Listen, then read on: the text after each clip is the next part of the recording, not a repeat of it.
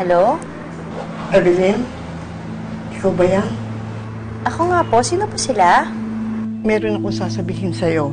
Makinig kang mabuti tungkol to sa anak mo. Buhay ang anak mo. May si Anak lang kung nasaan siya.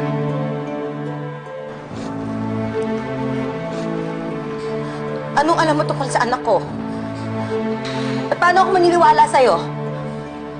Evelyn, hindi ko alam kung paano ako magsisimula.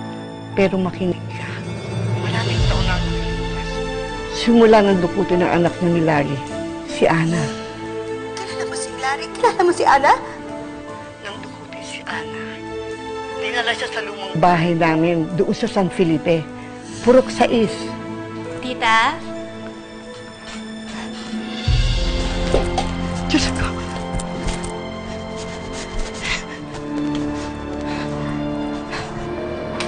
Hello? Hello? Hello? Asan ang anak ko?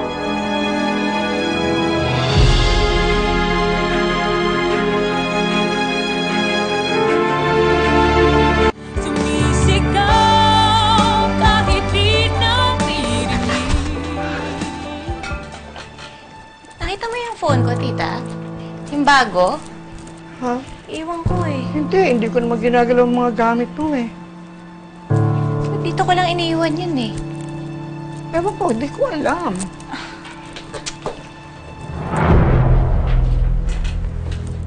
Oh, ano? Bakit ba? Grabe ka naman. Malilate na ako eh. Basta pag nakita mo ha, itabi mo na lang. O sige, grabe oh.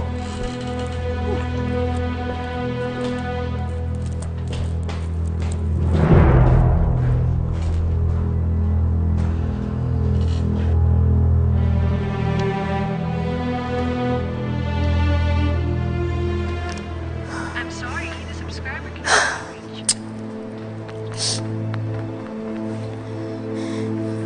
I'm sorry, the subscriber cannot reach. Please try again later. Evelyn, upo ka nga muna, ha? Kita mo nga, hindi mo na nga makontak yung taong tumawag sa'yo, hindi ba? Baka mamaya prank call lang yan.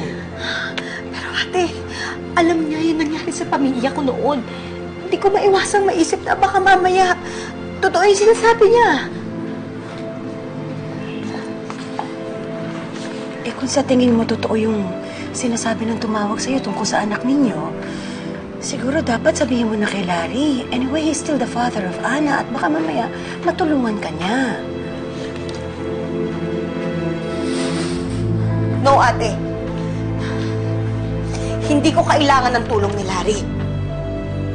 Kaya ko ito mag-isa.